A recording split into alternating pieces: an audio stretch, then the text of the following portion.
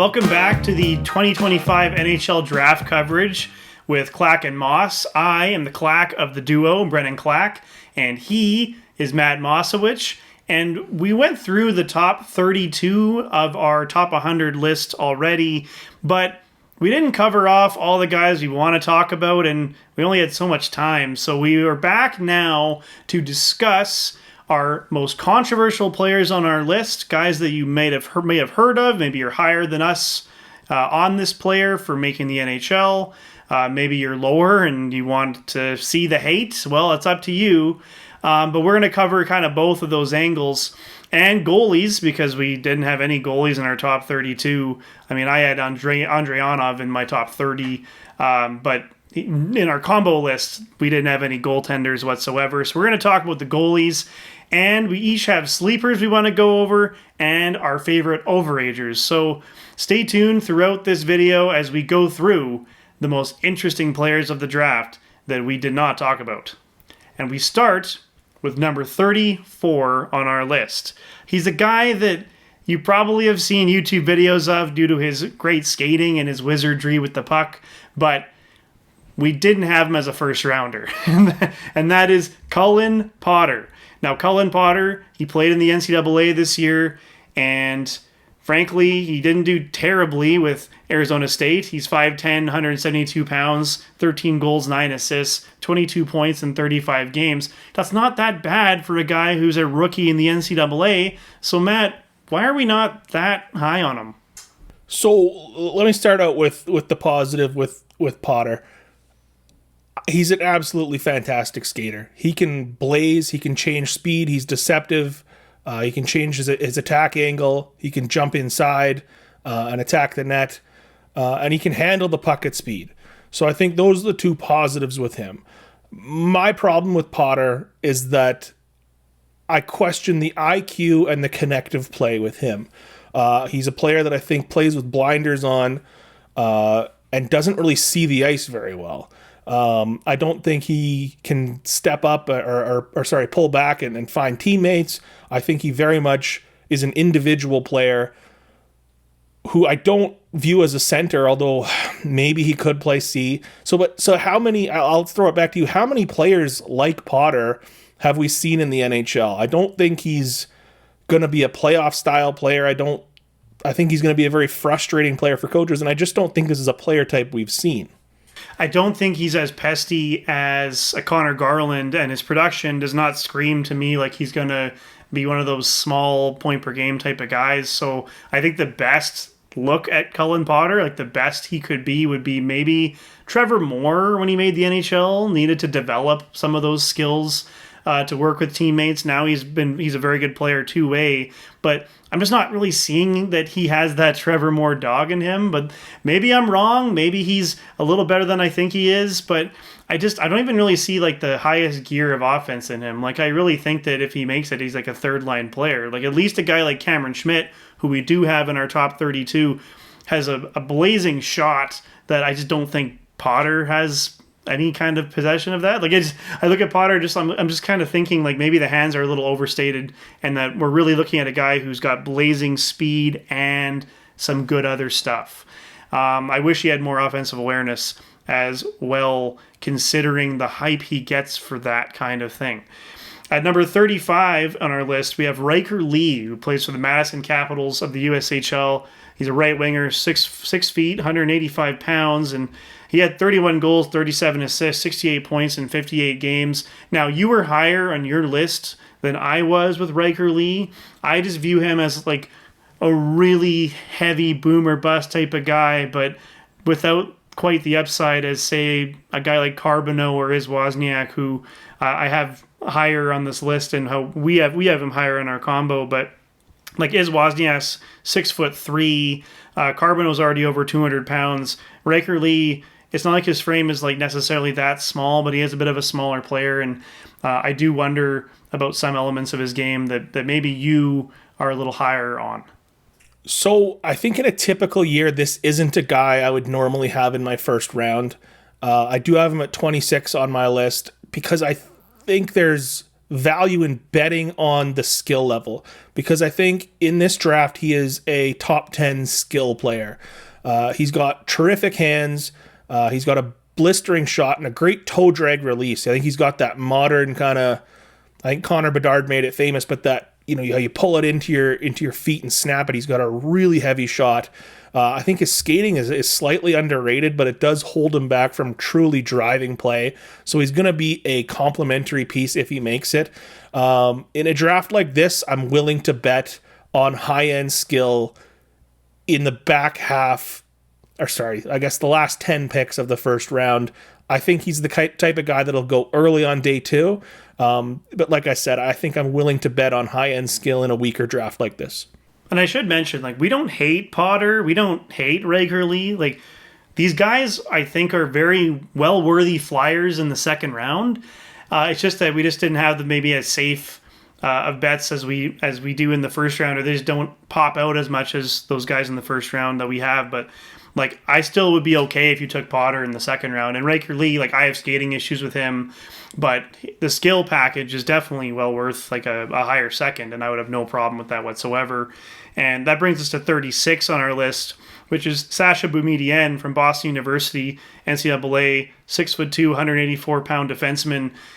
I think that it's a tale of two seasons with him. The first part of the season is a guy that it almost seemed like it was probably too much of a jump to be in the NCAA. He had a lot of help from Canucks prospect Tom Wielander, and he really needed to find his game over the course of the season, but I think he did. I'm a little higher on him than you are, Matt. I think that he plays a lot of modern-style defense from a shutdown perspective that I really like. It's not necessarily he's going to be a great offensive player. I just think that he's very good at just moving the puck safely, effectively, transporting it when necessary, and making a lot of really great plays with his stick defensively down low. And maybe he learned that over the course of the season. The U18 production, though, was really what made me go, okay, I do think that this isn't translatable necessarily, but that it solidifies to me that he should be a higher pick because he does have some of this skill in his arsenal. It's not just that he had opportunity, it's that he did produce when he had that opportunity. So I had Boumedienne at 57. I see what people like in him. He's a tremendous skater with really good four-way mobility and good power. But I think the positives really end there. He's incredibly soft, and I don't find him to be a strong decision maker. Not the type of guy that's going to be able to play in the trenches in the playoffs. I found him extremely mistake prone every time I watched him. I just never felt comfortable with his game. You brought up the U18 production, and I think something I want to hit on is how do you value U18 production? And for me, what I'm looking for at these tournaments, the Holinka, the World Junior A Challenge, the U18, is I'm looking for tools and skill level and size, things like that. And I don't think his production was indicative of the play, just like it was for a guy like Philip Ekberg. I think Boumedienne set a record for points for defensemen in the tournament, and I think Ekberg was close for forwards. But I don't think either really impressed me. I never came away going, wow, these guys are great. I think I came away going, these guys are very flawed players despite that great production. Whereas a guy we're going to talk about later in the video, a guy like Theodore Hallqvist, I go and I see the tools and I go, damn, this guy's got really nice tools. He's got a really good base to build on. And that's what I pull out of that tournament. I don't think production is something I value too much at that tournament. My only pushback is I do value it from a defensive perspective. Like when a defenseman does what he did, it does make me a little bit more interested. The problem with Ekberg is just that I don't find that his size and speed combo is good enough. He's quite slight. That I don't think Ekberg is as projectable. I look at a guy like Boumedienne, I can project him through. This is why me and Matt have such great lists, in my opinion, is because we heavily disagree on some guys. I think Boumedienne is just one of those types of guys where I see it differently than Matt does. And, just you kind of split the difference and see what's going to happen next. And I think that's also partly what we're going to see with our next sleeper. Number 37 on our list was Daniil Prokhorov, who Played for Dynamo St. Petersburg in the MHL, Russia's junior league. He's 6'6", 218 pounds. He had 20 goals in 43 games there. But notably, he had 7 assists. And this guy is one of the weirdest prospects I think I've ever seen in a draft. And I say that because he is a tank. He does hit like a truck. He does have a great shot. So there are things there where you're like, that's pretty good. And he also has very limited hockey sense to me. Like, he doesn't have any ability to play with teammates half the time, if not 75% of the time, where it kind of feels like he's on his own island. The player that I compare him to personally is he reminds me a lot of Klim Kostin, who did make the NHL. I thought Klim Kostin was a smarter player as a prospect, but I think in the NHL he ended up kind of being a similar player like this. Very physical, could score goals, kind of a weird teammate though when it came to the passing and the overall play. Kostin also was willing to fight. Prokhorov is a bigger player, but I think that I've seen some also comparisons to Toropchenko in St. Louis. But like, he's a really weird player for me to project or want to take high because the hockey sense is so limited. I can't disagree with that. The IQ and connective play are big issues. What I do like about Prokhorov, and I had him at 25 on my personal list. What I like about Prokhorov is the size and violence package is high end. He is a thunderous hitter who gets in on the forecheck every shift, constantly wants to lay the body. But I think his game is a little bit more refined in other areas that don't require the IQ and connective play. I think his board work is really good. His ability to get down low, get in on the forecheck, and come away with the puck is a very translatable skill. I think he's going to be more of a bottom six guy. But I also like that he has a lethal shot, and he's very good at creating his own shot, very good at driving the net wide, and just powering past guys. I think he's a really good net front presence on the power play.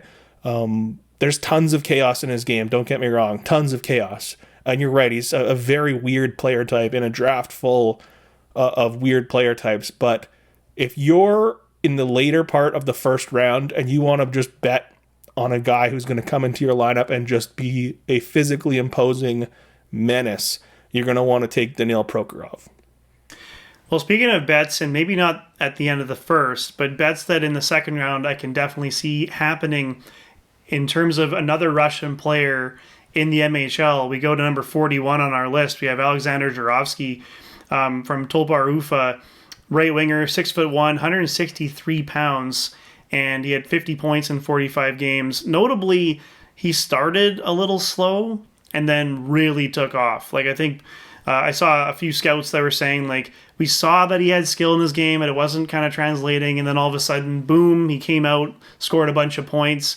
He's got a really tantalizing skill package, but I've seen some comparisons to more of a poor man's Andrei Kuzmenko, perhaps, where the question really is, what's the rest of the game like? Like, offensively speaking and around the net, he can be a wizard. He does have the ability to break an ankle or two, but consistency and defensive play and the rest is not quite there. And as a result, I think you're going to see him potentially go a little bit later than even where he's ranked for us. He might end up going into the 50s or 60s. But I see a guy like this, and I think value due to the production in the MHL, Carolina Hurricanes. Carolina Hurricanes take a lot of Russians, and they gamble on skill. This could be the type of guy that Carolina goes for.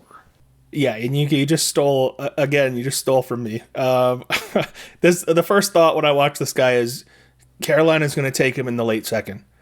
And they're just going to add him to their stockpile of who knows guys. And if one of these guys hits big, it's going to pay off for them. You mentioned it was Jurovsky. It's high-end skill. His hands in tight and his ability to just dangle around guys and find a passing lane is great. I don't think his shot is super high-end, but he's good at getting it off.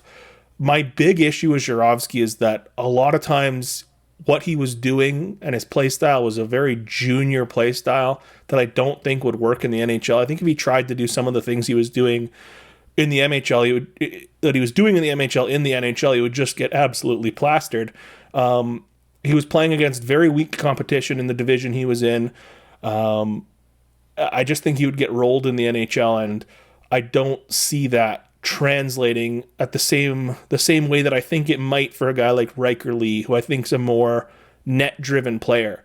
I think Zarovsky's very perimeter. With that said, I think if you're in the second round and you're betting on upside and skill, he's a guy that I think is worth taking a shot on.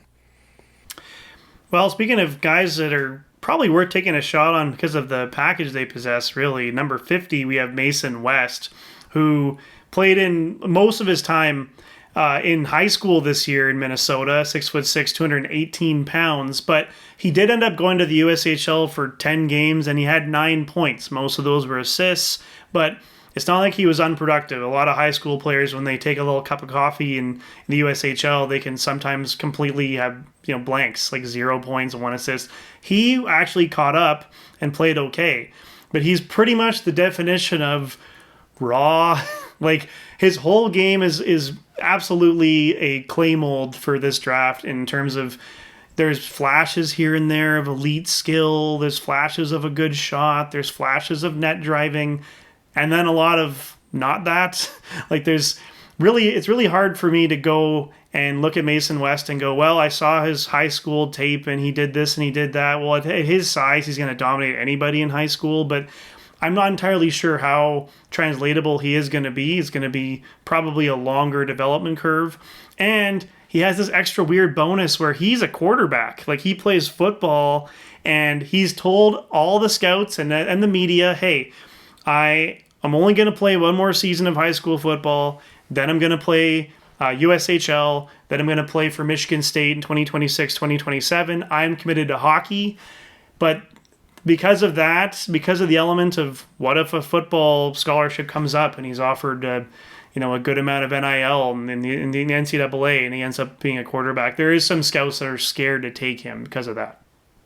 So he's a very raw package, and I'll admit that not a player I have a very good grasp on. I did try and watch some of his USHL games, and I thought, like I said, the size, skill, and athleticism package is very intriguing. I thought he made a lot of nice plays, a lot of nice passing plays, especially off the boards and down low. His ability to find guys in front and guys cutting to the net was good. I don't find him overly physical for his size, but that's something that could develop.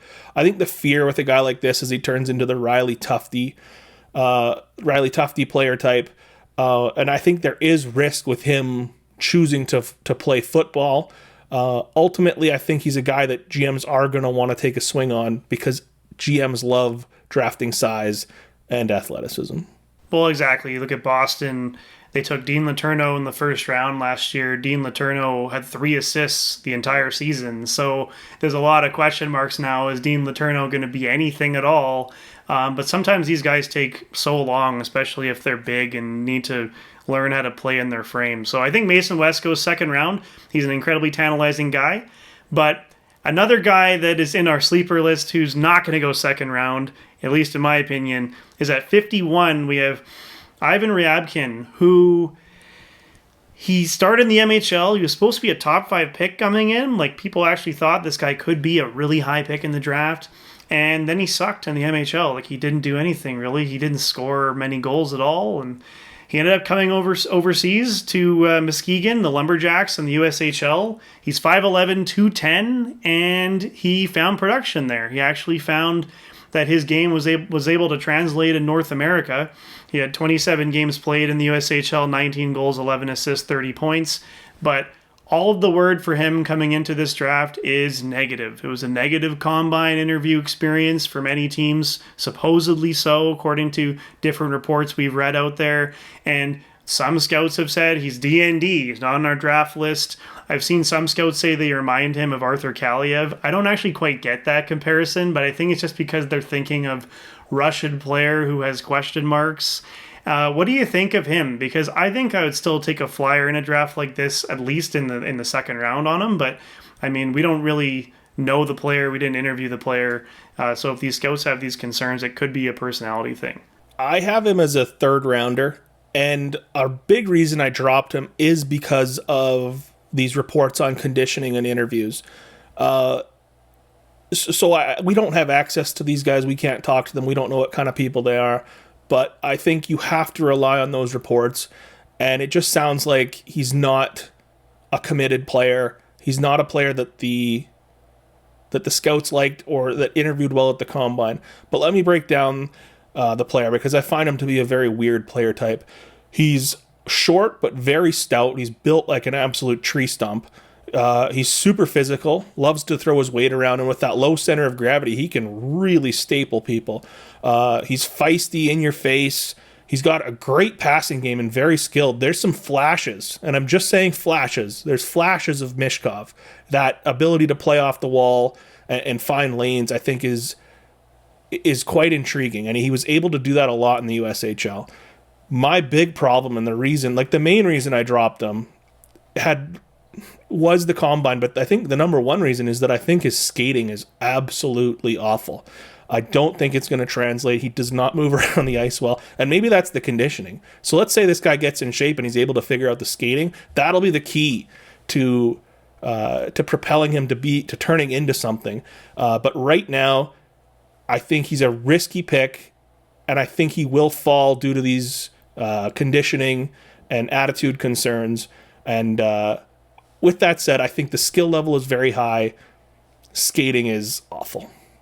He is a bit of a wrecking ball too. Like, he takes some bad penalties because of it, but I mean, he does have some projectable NHL qualities where you go, hey, he's not like, he could play in a bottom six. He could end up being like a Yakov Trenin even potentially, but he does need a lot of things to go right. And because of that, I think, even though I think that he's fine at 51 on our list, I expect him to go in the 5th round. That's honestly where I think he's going to drop to. I'll make a quick note. We don't have to really go over this player necessarily. At 52, we have Vaclav Nestrasil. There is some buzz of recent that he may go in the 1st round. He's a pest. He's an agitator. He's a guy I just wanted to briefly mention because I do think that Chicago and Nashville are looking at him in the 1st round with one of their secondary 1st round picks. But we're going to go to 53 next, because 53 is a really interesting player. And we talked about controversy. Matt and I are very different on the potential of Jacob Rombach, the defensive defenseman from the Lincoln Stars of the USHL. He's 6'6", 209 pounds. So that kind of size package, very tantalizing. 57 games, 3 goals, 15 assists. I'm not saying he's not an NHLer. I still do like him, but I just think that our upsides differ greatly. He's just an absolute tank of a human. Like you said, 6'6", 209. The combination of size, mobility, and puck skill is just very interesting. The lateral mobility, the ability to shut down guys at the line, is something I really look for in these type of D. It's something Marcus Pettersson does well.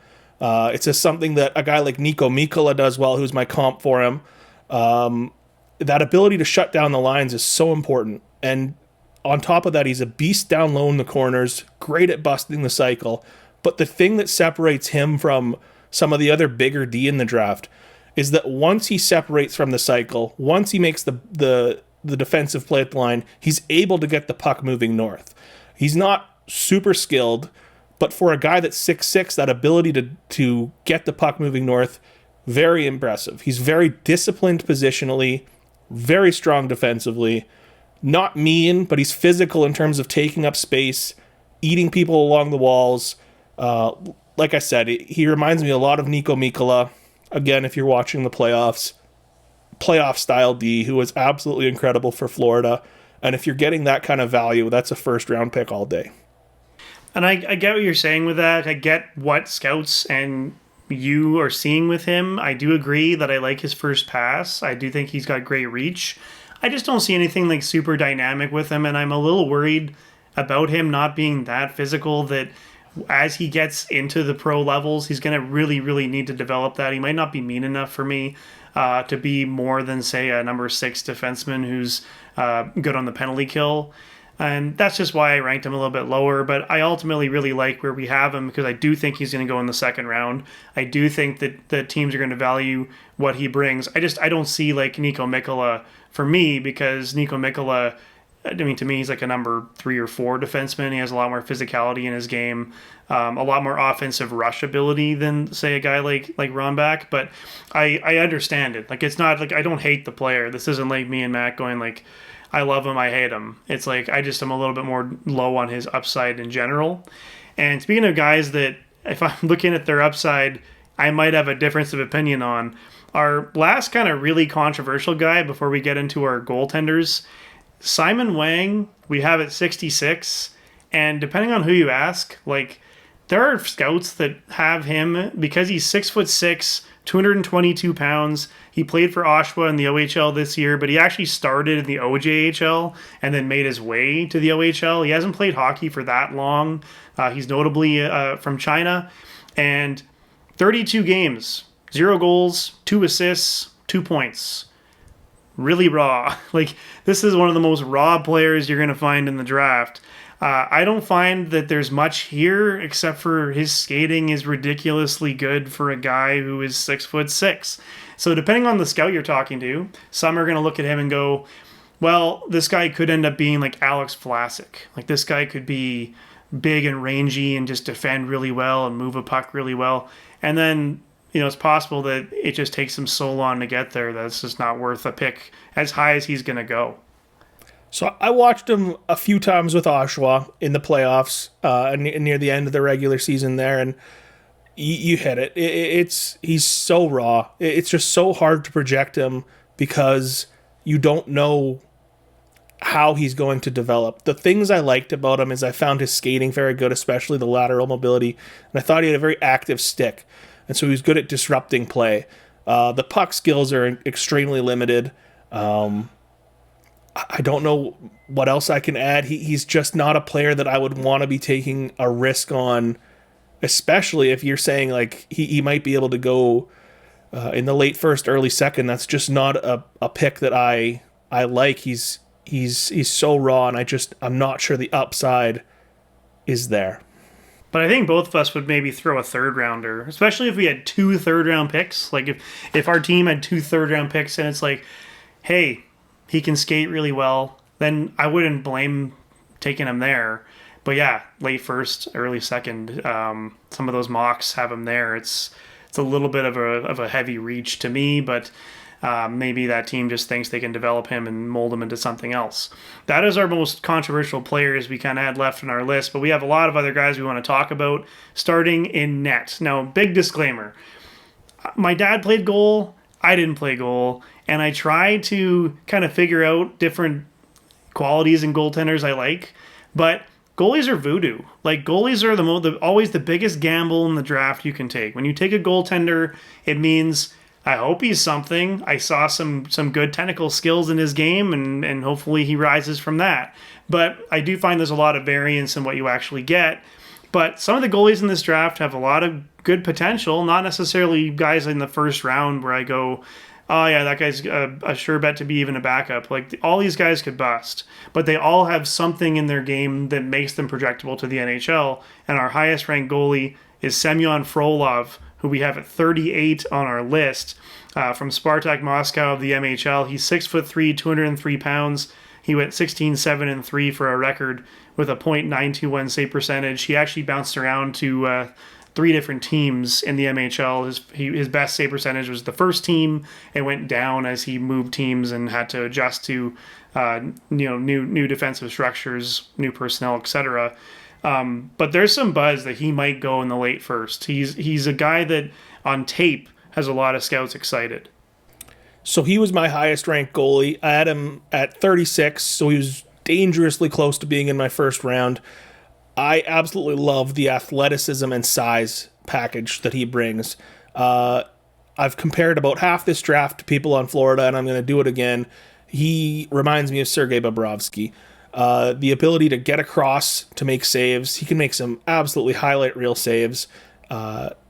Just bounce around in the net. Get everywhere. Tracking pucks is good. He can lose his position in net, and that's something he's going to have to learn. But I think the upside is absolutely massive.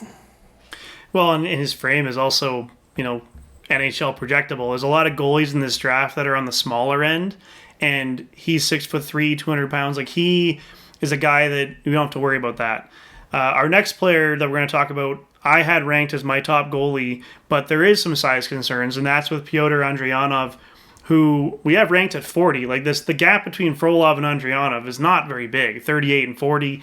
And Andrianov played for Krasnaya Armia in the MHL, 6 feet, 207 pounds. He went 23, 6, and 6 with a 942 save percentage. I watched this player and I think, wow, for a guy that's small and a little thicker, like he moves post to post really, really well. He reminds me of another Russian goalie that went pretty high recently, Ilya Nabokov, who could be Colorado's backup as soon as this upcoming season, if not a 1B to help kind of share the load on Blackwood. But he's got just immaculate stats for an MHL goalie. You got to be a little careful sometimes because Russian goalie stats can be inflated, but he was well above a lot of his peers at the same age. And just a guy that I feel like when I watch his game, it's comfortable. He's not a big rebound guy. Like he swallows pucks pretty well.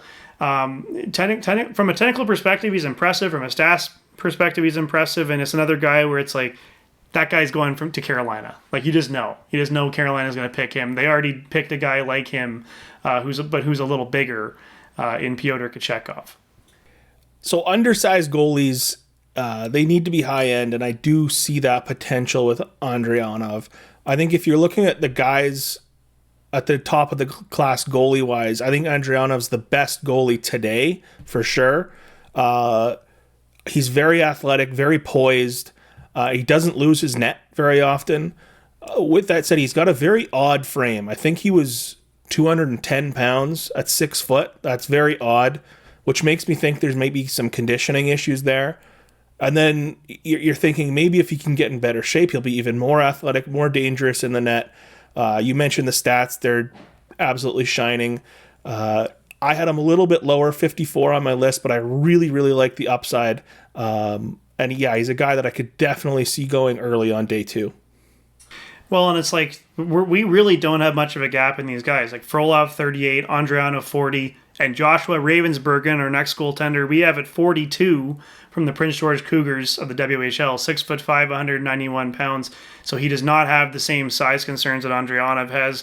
Ravensbergen is a very intriguing prospect because, I mean, you look at the guy and he kind of reminds you of Ben Bishop from a stature perspective. He's a big guy, but he can move. He also just plays a very safe style of goaltending. I really like him up top. I love his glove hand. I love his blocker. If you can beat him this year, it was the 5-hole. It was 5-hole. It just seemed like it was something that he struggled with all season. He was so good last season that this year just kind of felt like a step back. If you look at the save percentage of last year to this year, like he was at 907 or something last year and well on track to maybe being more of a 920 goalie this year. But Prince George, not the best team in the league. He still went 33, 13, and 4, but with a 901 save percentage. In the playoffs, he really sucked at the beginning. And then as the series went on, he played better. But I think that the lack of serious progress in his game from year to year and the goalie variance is probably why he's more of a second rounder on our list than a first. But will he go in the first? I still think so. I still think that a team like Philadelphia, for example, will look at him. Their goaltending pipeline is quite and they really need help there. So all 3 of the goalies we've mentioned so far, I think, could go in that late first, early second. Ravensbergen, I had him at 39. He's the rare right catching goalie, which I think would be very cool if we could get an elite right catching goalie. I think that'd be really interesting. I absolutely loved him last year, and I thought I would have him very high this year. But like you said, he stagnated. I was hoping for more out of Prince George. I didn't think they would take a big step back, but they did. I thought he would kind of take a step and lead that charge for them, and that never happened. He's very prone to weak goals, which I didn't think was a huge issue last year. I thought he was a monster in the playoffs for them last year, and then this year I thought he really struggled in the playoffs. I think in terms of pure upside, he's second to Frolov for me, but I think he does carry more risk within this goalie class. Well, and we have a guy from the OHL at 49, so we have those 3 goalies kind of similar range, but then you go to 49, a little bit lower for Jack Ivankovic, and part of that is, by the way, 5'11", 178. Part of that to me is because he is quite smaller compared to the other 3 guys. Even Andrianov is just a bigger goaltender than he would be, but also He only had a 903 save percentage in the OHL. Like in league play, he was beatable. But if you ask shooters in the OHL, they said he's still very hard to beat. He still finds a way to command his net and to make highly real saves. And the reason why he's probably in our second round is because his tournament play. His tournament play was just immaculate for the Canadians. So yeah, you touched on it. He was amazing internationally. At the Holinka and the U18, he was fantastic. I think he'll be Canada's goalie for the next two World Juniors. He's headed to Michigan, which I think is a great fit for him. I think the increased development time he'll have there will be a really good runway for a team. I think teams will really find that attractive. He reminds me of UC Saros, small but very technical in the net. No wasted motion, good lower body, gets across the ice well. I think there's risk when drafting a small goalie because far more often they don't work out than do work out. I just really like Ivan Kovic, and I think if you're picking later in the second round, I think that's a guy I would be very interested in. And I think there has been some people are really down on him, and I think it's because they're underrating the international play. So I think on the biggest stage, those international tournaments is when he shined the most, and I find that to be a positive, not a negative. I did think he deserved a better result at the World Juniors for his start. I think that that game was not on him whatsoever. that game was, he played excellent in that start, even though he didn't win it, and will be forever remembered as one of the biggest upsets in World Junior history. Canada's loss to the Latvians. Thanks, Dave Cameron. Yeah, not great. But speaking of guys that are not too bad in international play, we go to a goalie at 58. Michael Purdell from the Tri-City Storm, USHL, 6'4", 195 pounds. His stats don't look good at all from a league perspective, but keep in mind that he didn't start in the USHL. He had to come over mid-season. He was 9-4 with a .899 save percentage. But Matt, you had a bit of an eye on him because of something he did in his tournament play. Yeah, so Pradell I had at 37. He's my second-ranked goalie. 6'4", 195. He looks absolutely massive in the net. Takes up a ton of space up high. He's a blocking style goalie, but he's still got a good butterfly. Like you said, he didn't stand out in the USHL, but I loved him internationally for Slovakia. More of an eye test pick. Slovakia was under fire in all these games, which I guess in a way kind of gives you a better look at a guy. But yeah, a massive blocking style goalie, yet still athletic, very, very calm. I found him to be very low maintenance. I'm very high on him. He reminds me a lot of Darcy Kemper, who had a very, very nice season this year. But yeah, big blocking style goalie that I think is a safe bet to play in the NHL. Maybe if he's only a backup, I think there is starter potential there. But yeah, more of a safe pick of the goalies we've mentioned. Well, and speaking of goalies in terms of just guys like taking a dart on a guy and seeing what happens, we both have a sleeper we really like that we're not seeing ranked very much, and we wanted to each chat about that one particular goalie. For me, we do have Ryan Cameron at 67 on our combo list. That was because of me. Ryan Cameron played for Lone Star in the NAHL. He's only 6 feet, 168 pounds, so you see that right away and you go, well, that's pretty small. But he went 21-6-1 with a 948 save percentage. His playoffs was also very, very good in that league. He did play 2 games at the Holinka tournament and wasn't very good. He had 1 cup of coffee in the USHL and wasn't very good. But I see a guy who's very athletic, who can go very, very, move very well from post to post, who has a lot of NHL traits. And yeah, the NHL is not a very good league, but you know who came from that league? Connor Hellebuck did. And Connor Hellebuck was 6'4", but he had similar stats to Cameron. So I want to give this kid a chance, even though he's not necessarily the biggest guy. He's also like a late July birthday. So like he's one of the youngest guys in the draft, which means he still has room to grow. He's also committed to Boston College in 2 seasons. And I think Boston College has a pretty good grasp on goaltending. So it's just a guy that when I looked at the stats, I wanted to get more, did some more research into him. There's a guy from NHL Central Scouting who said, I really hope this kid gets taken. So I looked really deep into him. And I do think that in terms of the goalies in this draft, and because the draft is kind of shallow in terms of depth, that you probably have reason to take shots on goaltenders with stats like this. So I don't have much to add to Cameron. He wasn't a guy that was on my radar. I can move over to my sleeper, who I had as a late second, and that was Mikhail Orsolak, who played for HC Karlovy in the Czech Junior League. I love his size, 6'4", 209, lots of potential. Again, just a giant in the net. This is more of an eye test pick. He caught my eye at the U18s. I think he's the kind of guy you draft, stock away, and just pray he turns into something. Sometimes with these big goalies, you just got to try that. Just absolutely massive in net, though. Reminded me a bit of Robin Leonard, just an absolute beast in net. Now we're going to go for some of our sleepers that we like in the draft. They might go later. They might go 3rd round, 4th round, 5th round, 7th round. Who knows? But they're guys that we just didn't really feel like were being talked enough about, that we were like, hey, we should mention them because there's something in their game that we really, really liked. Matt and I each have 6 or 7 guys we want to highlight, and just a couple of points about each guy and how we feel about them, and maybe if applicable, what round they might be available in. I'll start with you, Matt, and Quinn Beauchene. Yeah, so I had Beauchene at 42. A guy that stood out for me again internationally. But when I did go and watch the OHL, I saw the same things that I liked internationally. He's a very modern defenseman, a modern two-way defenseman, very strong puck mover, either with his feet or with the passing.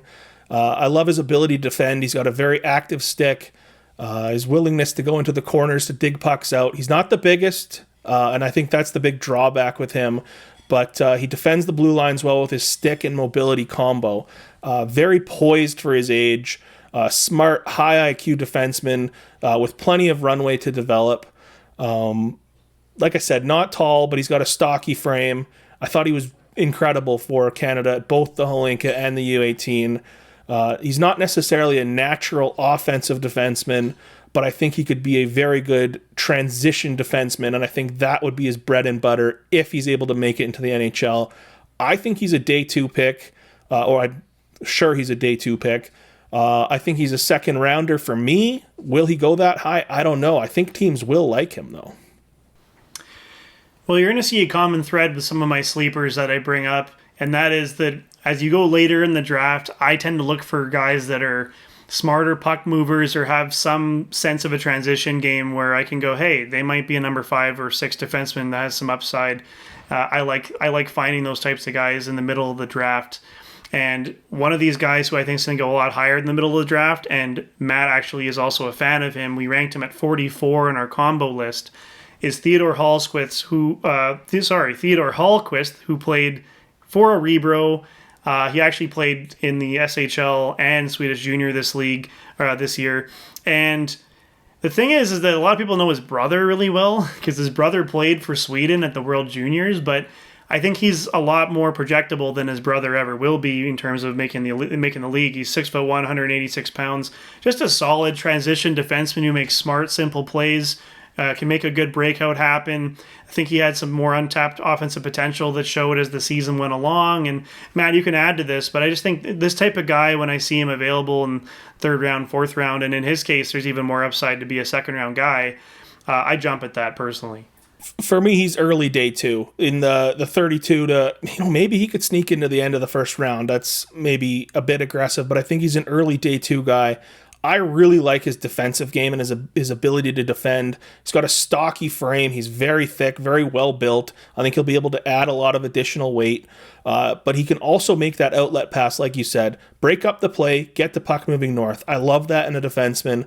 And I think that's definitely something I look for with those two-way mobile defensemen. He's a good skater, great shot blocker too. He'll put himself in the way.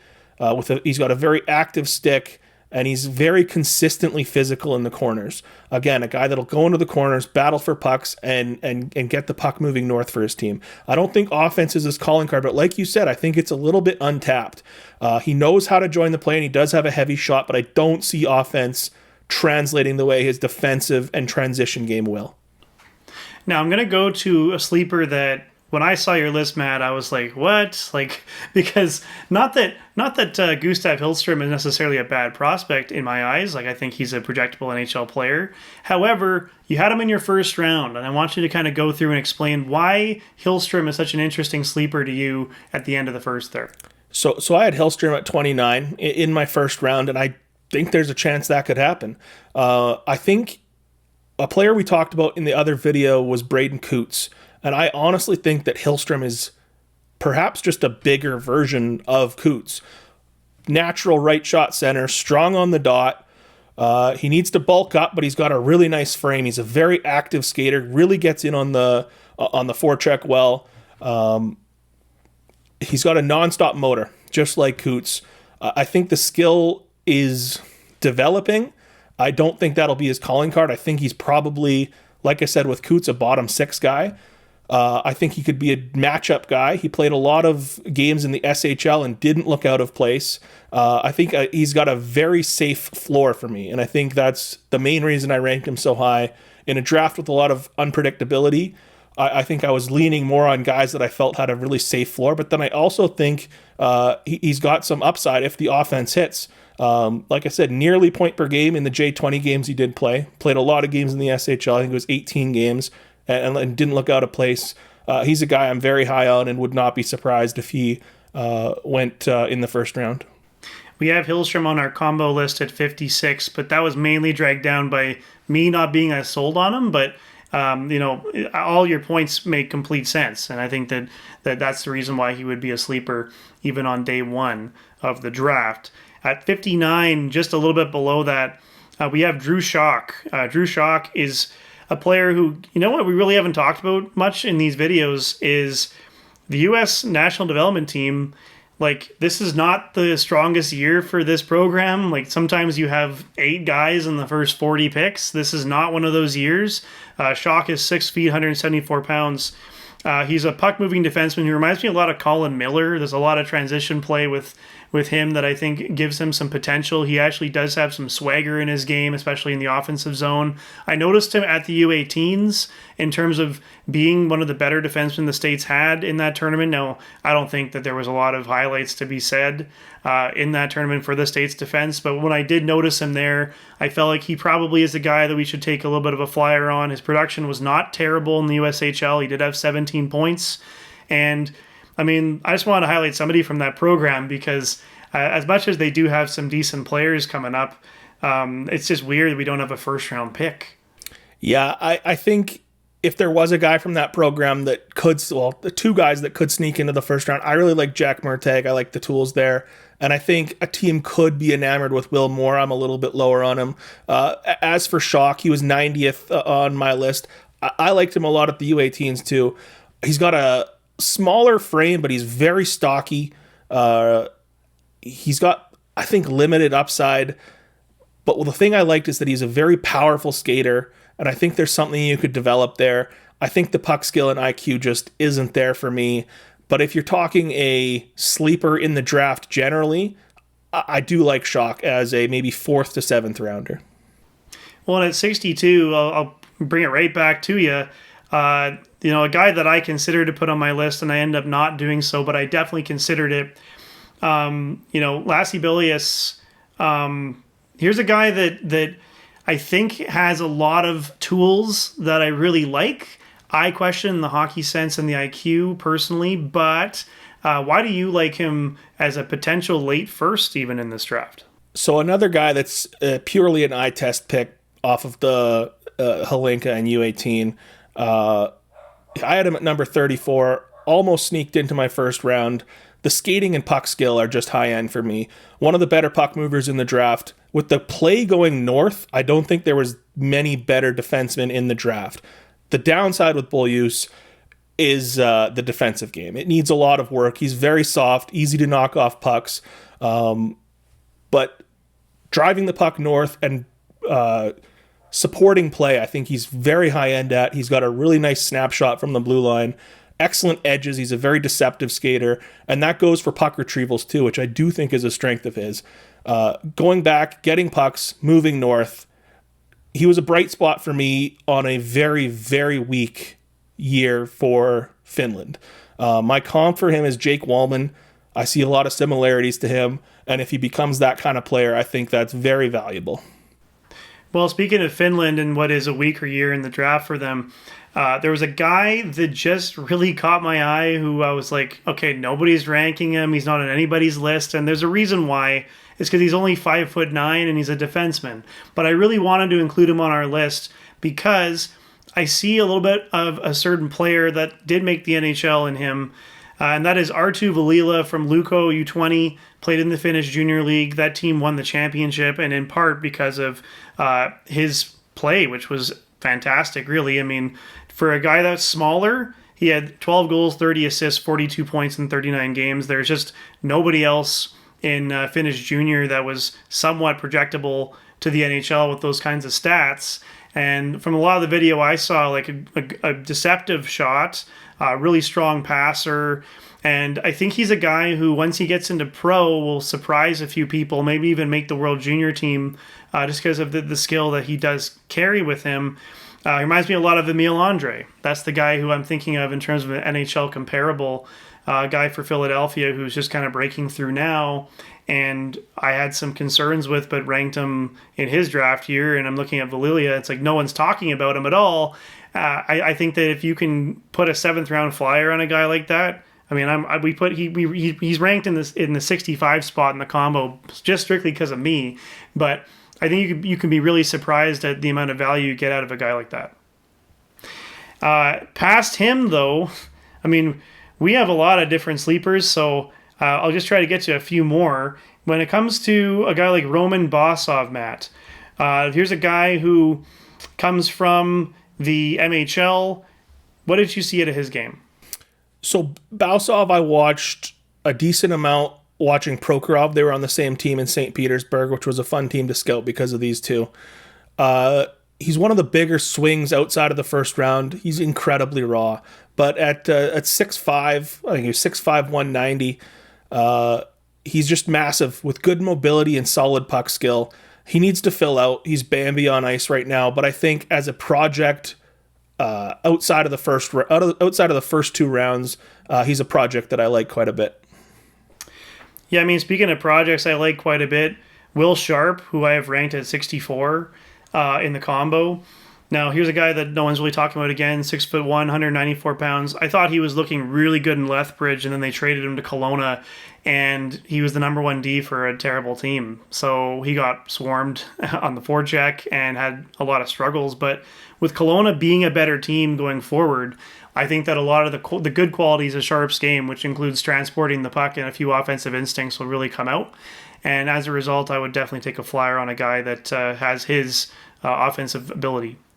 So Sharp is a guy I watched a decent amount, and it wasn't a player that I thought had a game that would translate to the NHL. I didn't find him very dynamic in any way. I found him very soft, easy to move off pucks, and I just don't think he's got a very projectable frame or a projectable toolkit.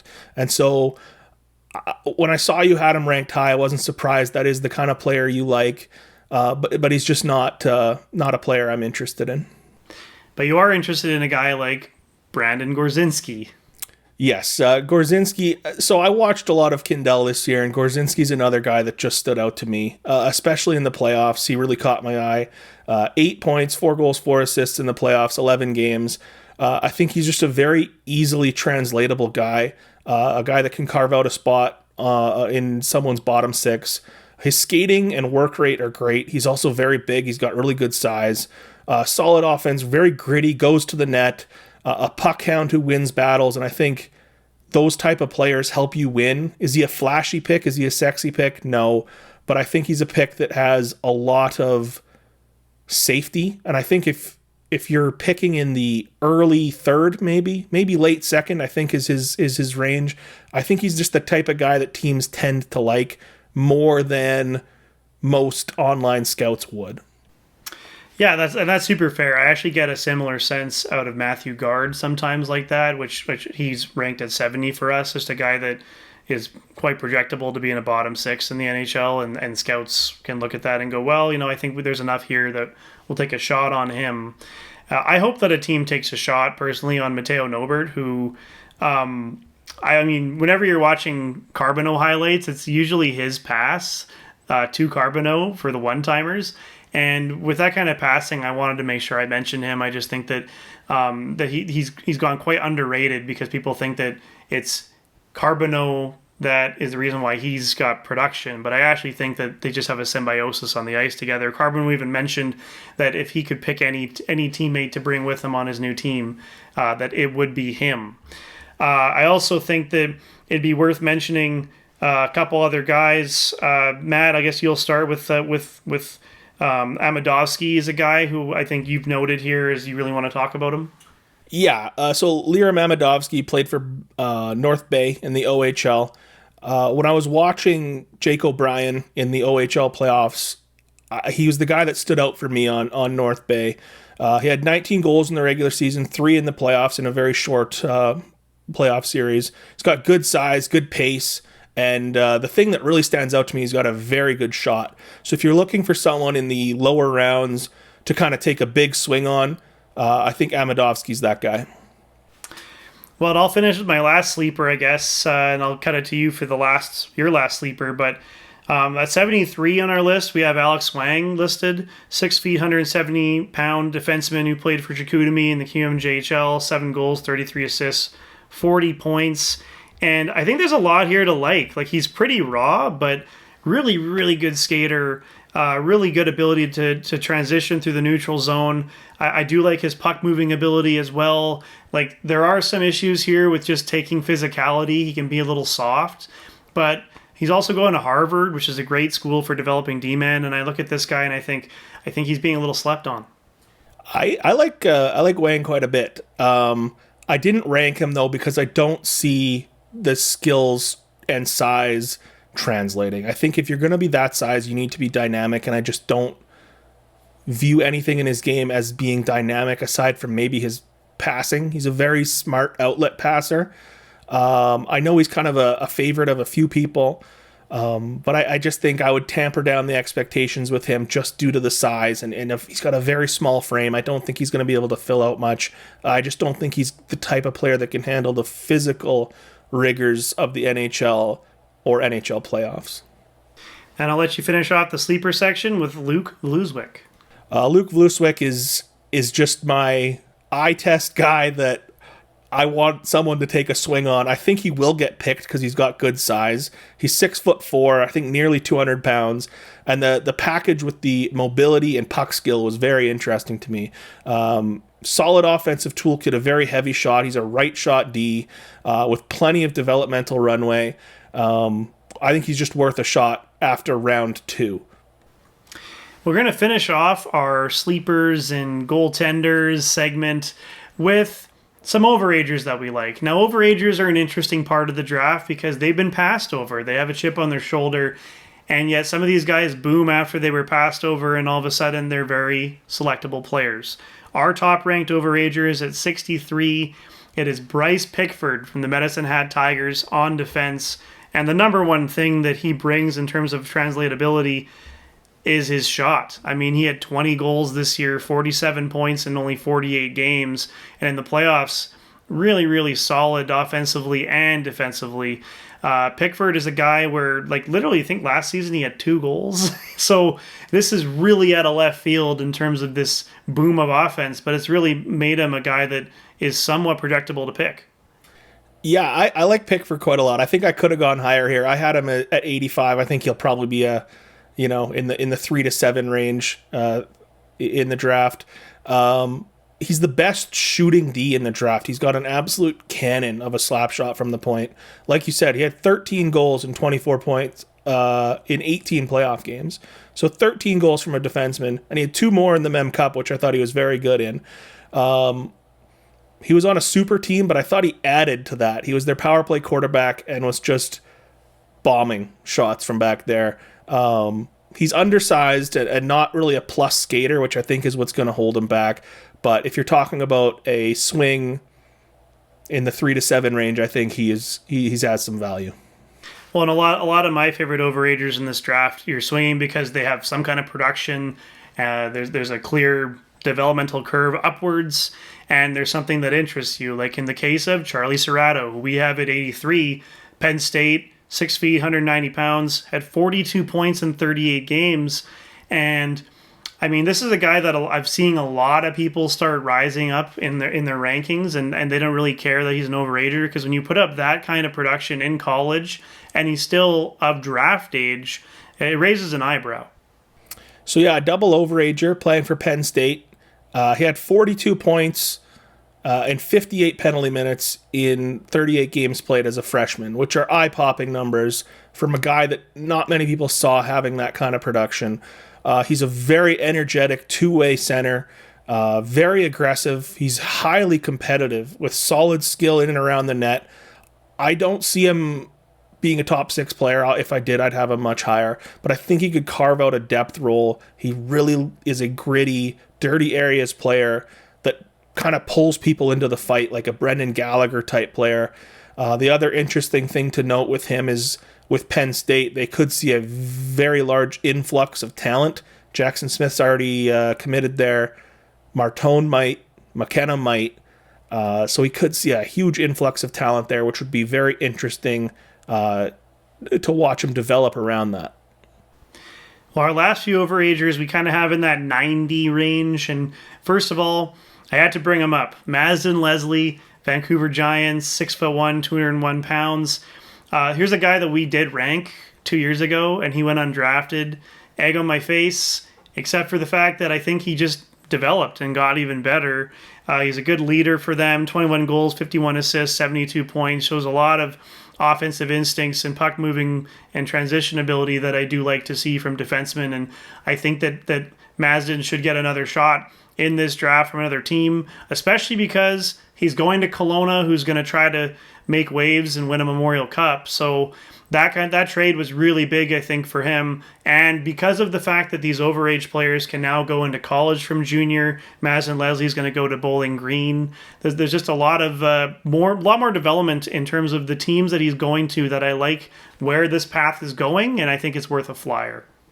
I agree that he could be worth a flyer. I didn't rank him. I like your point about the longer development path. If you have an extra 4 years with this guy, then yes, I think he's more attractive to draft. I think the reason he wasn't drafted is when you take guys out of junior, you have the 2 years to sign them.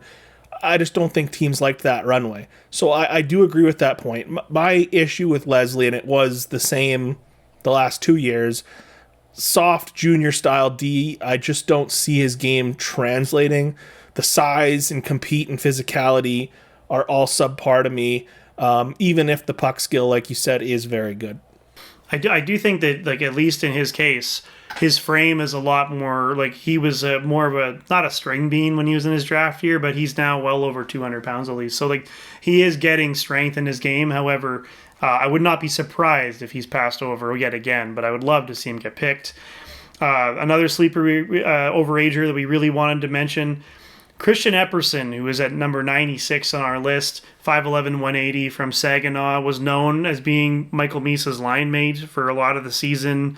Incredible motor on this guy, 80 points in 58 games. The question really is about stuff that I can't comment much on, and that is off-ice things. Like, for example, apparently he's had some interview struggles outside of play, and they've gotten to the point where he's even fired his agent. He's replaced his agent. I can't comment on much of that, but it might be a factor as to why a guy like this, who's an overager and has all the right qualities, might still go a lot later or unpicked in the draft. Yeah, again, we don't have access to those interviews. We don't know what went wrong. It did bump him down for me a little bit. But ultimately, I do really like his game. I thought he complemented Misa really well. Misa was a driver, but I really liked Epperson's ability to kind of get in there, dig pucks out, and still be able to finish in tight, make passes and plays with Misa. He's gritty. He has a willingness to battle. He reminds me of Serrato a little bit in that I think he could carve out a role as kind of an energy bug depth guy with enough skill to make plays. And at number 99, we have a guy, Yegor Borikov, who I had to look into because I'll be honest, I didn't know much about him. But he plays in the KHL already with men for Dynamo Minsk, 6 feet, 185 pounds, 25 points in 67 games is actually pretty good for a guy that's, a U20 player. And it was the playoffs where all of a sudden he had like 7 goals, and it was like, who is this kid? And I think because of that playoff, even though there's not necessarily a lot of traits that make you excited about a guy like that, the shot is somewhat exciting. That production cannot be ignored. You nailed it. This is one of the ones where you look at the production and you go, wow, that's interesting. It really pops to you. The 7 goals in 11 playoff games, that tied Evgeny Kuznetsov's record for most playoff goals by a U20 player in the KHL playoffs. There's nothing skill-wise that really stood out to me, but he's got a pro frame, very strong lower body, and an ability to go to the net to score goals, and good skill, good hands in tight. I think that's what kind of popped to me with the limited amount of tape I was able to find on him. And of course, he'll go to Carolina in like round 5. Yeah. That's how this works. So I expect he'll be a Hurricane by the end of day 2. We have a few kind of sleeper overagers that we just want to highlight.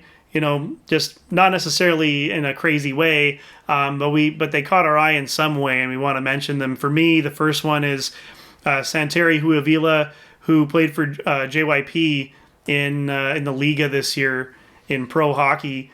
42 points, which led his team in scoring. For a guy that's only 20 years old, that is very interesting because sometimes you just need to take risks on these European players.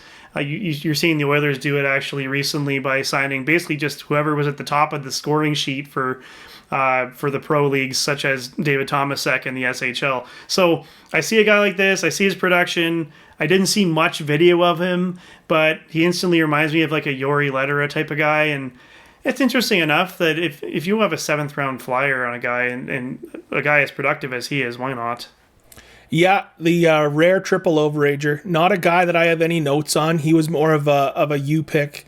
But again, you're right. These guys, maybe down the road he's a guy that gets signed. So why don't you just jump the gun, draft him with a late pick, and then he's yours if he does continue to develop. Which is like any of these overagers, such as Leo Tuva. Yeah. So he is an August 06 birthday, so he's almost eligible for this draft. 6'1", 183, good size, physical with a very accurate, heavy shot. He won a title for Luko's J20 team, and he led the playoffs in scoring, 15 points in 11 games played. I saw limited tape on him, so it's not like a guy I can deep dive on, but the shot was very, very intriguing. Very powerful, accurate release, and I think a good late-round gamble. And I mean, I saw him on tape along with Artu Valilia, and it was like, hey, I know one of Matt's guys now, because that's the only way you can find some of that tape is sifting through like Twitter and YouTube footage. Megamed Sherikanov, we ranked this guy. He's a defenseman out of the KHL, and we had him in our list 2 years ago, and he went unpicked, and it didn't make any sense to me because he had NHL size, he had puck moving ability, and he had really solid like two-way play. Like defensively, there was nothing wrong with him. And I thought, okay, maybe he didn't get picked because of the Russian factor. I have no idea. But now he's 6'1", 205 pounds, and he had 22 points in 67 games this year. Why, Matt, is this a guy that a team should really take a flyer on?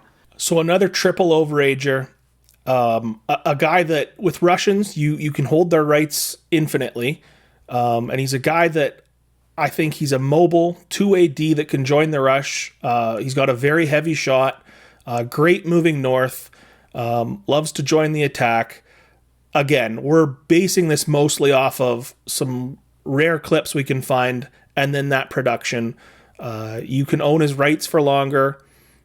And I think if he's a guy that you go, hey, maybe this guy can develop into something down the road, let's take a late flyer on him, put him in our system, and see what happens.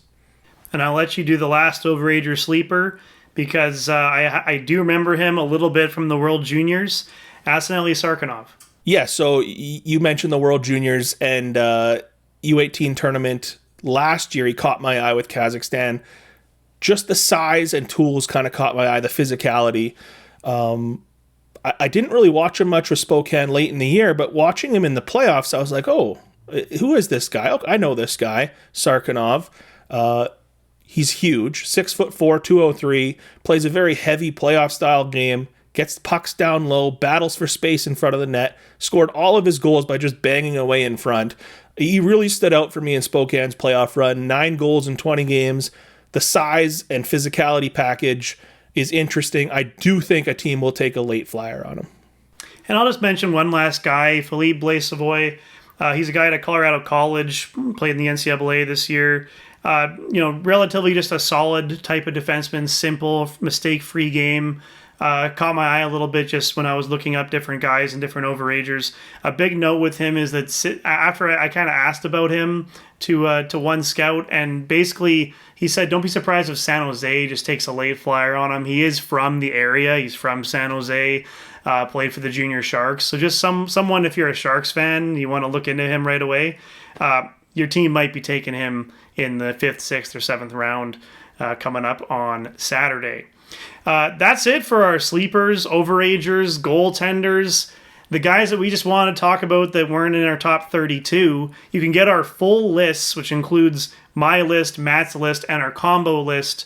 That we'll be putting that in the description of the YouTube video, and I'll be tweeting it out from my account. I'm sure Matt will be tweeting it from his account as well. Matt, do you have any other notes? All I want to say is that I love the draft. It's like Christmas morning to me every year. It's over the years become basically my favorite day of the year outside of Christmas. And I'm just very excited for Saturday. This has been a passion of mine since I was a kid. I know it, the same thing for you, and I'm just really excited to watch it all unfold. Yeah, I think it's going to be a really exciting 2 days of draft. Like Friday, Saturday, you look at the type of draft it is, and because it's not necessarily a crazy deep quality draft, I think we're going to see a lot of movement, a lot of picks flying around. There's a lot of teams that want to do something in terms of trading picks for roster players as well. So I just think that it's going to be a really exciting draft for the fans, and we've really needed one lately, just because a lot of the drafts we've seen, there's been maybe some limited movement until day 2, but day 1 actually could have some surprises. Does Frondell go ahead of Misa at 2? What does Utah do with the 4th pick? How far does Hagen slide? Are there surprise goaltenders in the first round? There's so many storylines, so I'm extremely excited. Feel free to stay tuned to this channel for if we do end up doing any other videos, whether it's free agency previews or other prospect highlights and analysis. But in the meantime, we're really looking forward to the draft. You can follow me at NHL Update. You can follow Matt at EDM Future Watch. And we will be tweeting some things about the draft. I mean, I tweet the entire draft. So stay tuned for that Friday and Saturday. And come back later after the draft to see how bad our takes were.